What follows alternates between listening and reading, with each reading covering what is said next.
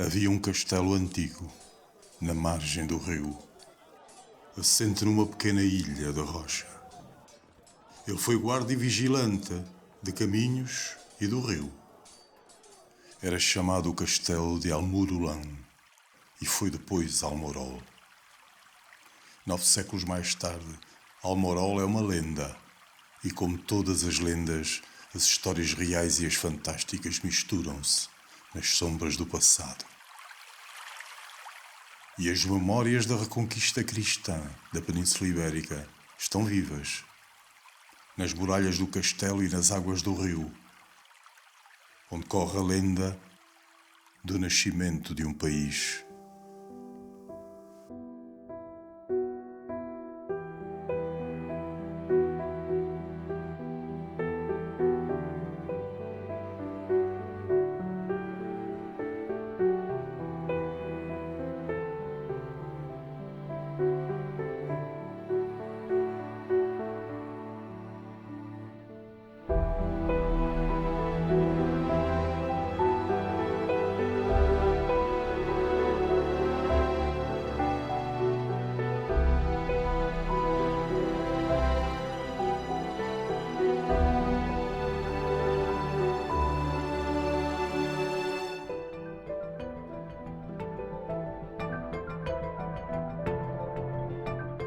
Ali, nos primórdios do reino, o castelo vigiava os caminhos que se dirigiam de leste para Santarém e também controlava o comércio de muitos outros alimentos entre as diferentes regiões do território e a capital.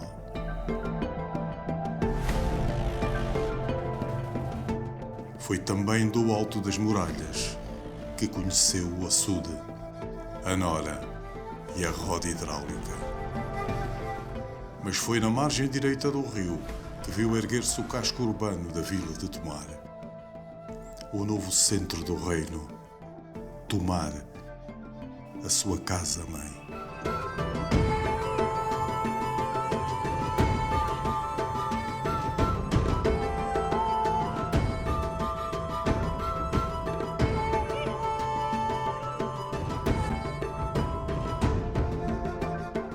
Os monges cavaleiros iniciaram então a obra perfeita no interior das muralhas do castelo. Uma igreja primitiva inspirada na memória do Santo Sepulcro e no Templo de Salomão, de Jerusalém.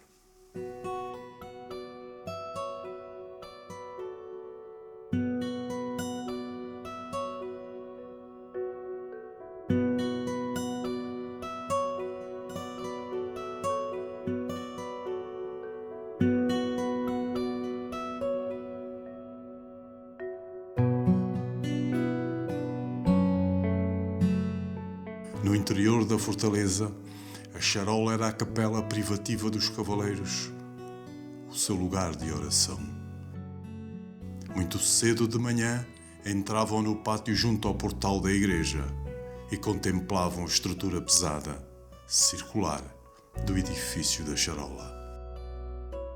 Dali viam também a torre sineira e apercebiam-se dos contrafortes pesados das paredes exteriores.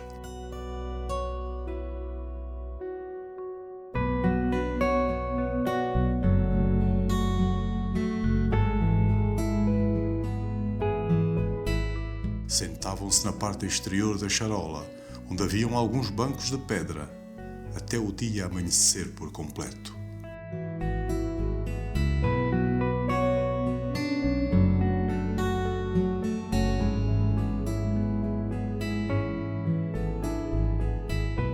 Quando entravam no templo, na entrada que estava a oriente, sentiam uma réstia de emoção, já que os pilares centrais, em forma de octógono, lhes fazia recordar o Templo da Rocha de Jerusalém e o Templo de Salomão.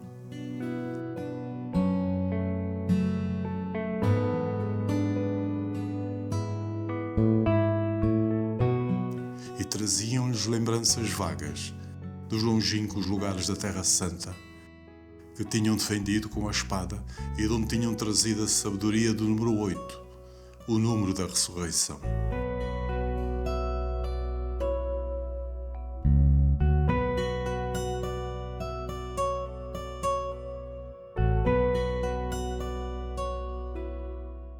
beleza sem par daquela construção, os detalhes das esculturas, as pinturas na abóbada, as pinturas murais da parede exterior do deambulatório,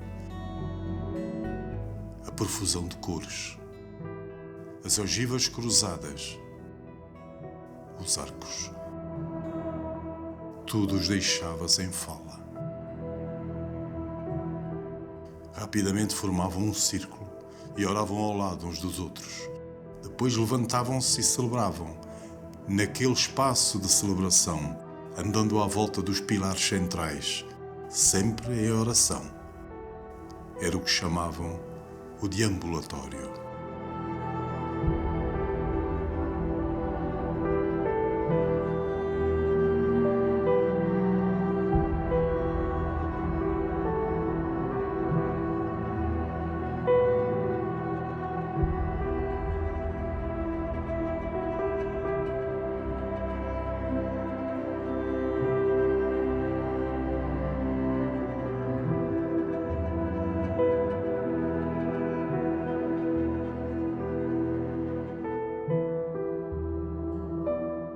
A meio da manhã, saíam até à praça de armas, mesmo em frente da charola, e treinavam-se para os combates.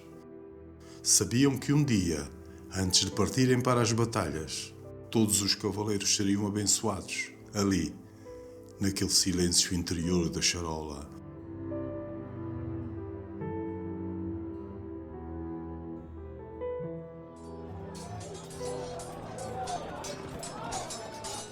E os séculos passaram, e outras obras surgiram, e foi encomendada uma janela que tudo resumisse: os homens, as fábulas, os tempos.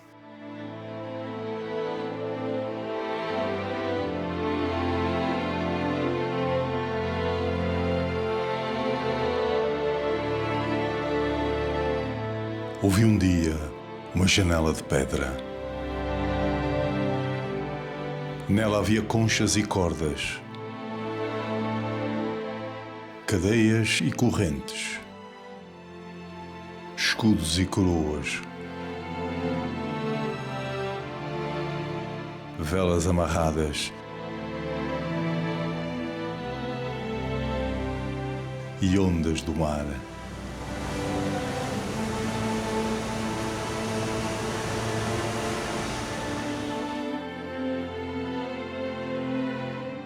Havia também quem visse polipeiros de coral, algas, sobreiros, o roble, varas de sobro, azinho, folhagem, as guiseiras, sólidas correntes e boias de cortiça,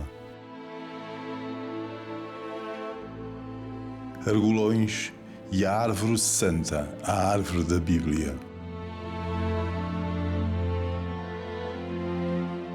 Toda uma exuberância de formas. Tudo o que estava do lado direito tinha sido criado e governado pelos homens. E do lado esquerdo, a origem de tudo e daquela obra, os símbolos do desígnio superior.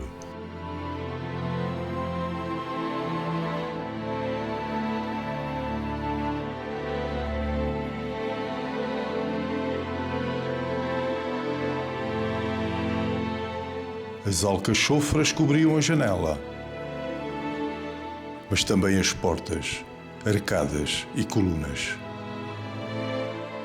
E muitas outras plantas exóticas faziam nós que prendiam ramos de algas, bem no cimo de uma cruz.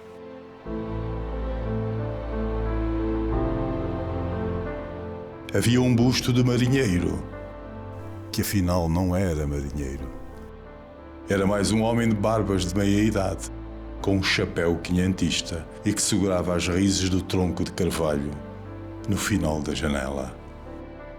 Era a árvore das profecias, a árvore da redenção, transportada por Jessé, assim se chamava o velho.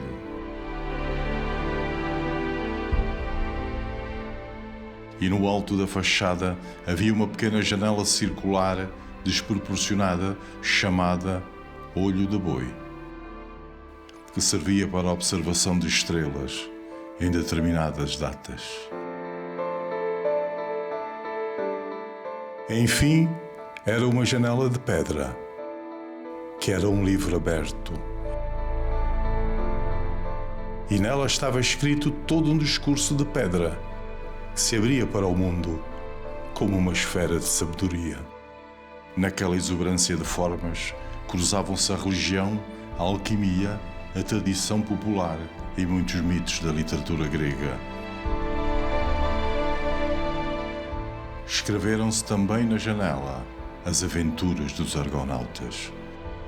As fivelas e os anéis convocam a viagem de Frixo e Hele, e mais tarde o barco Argos, que reuniu jovens amantes de aventuras.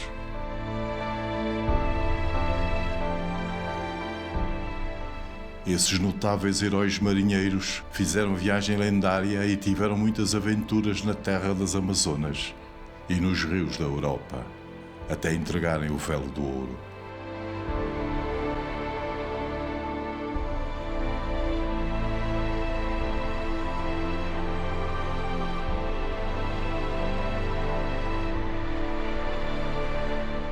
E um dia, a janela adormeceu.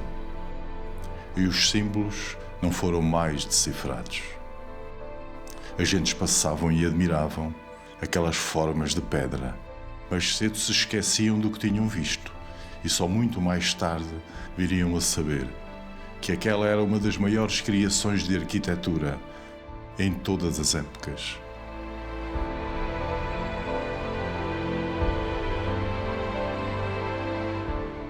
E a janela de pedra espera que os tempos passem e sejam propícios a que os homens possam de novo ler as mensagens que nela estão escritas e transmitir a sabedoria e a irmandade da janela de pedra.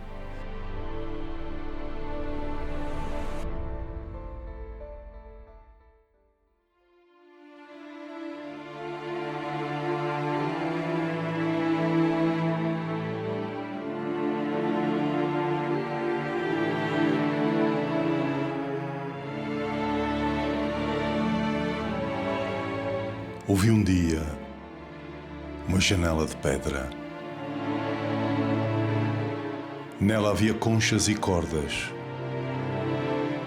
cadeias e correntes,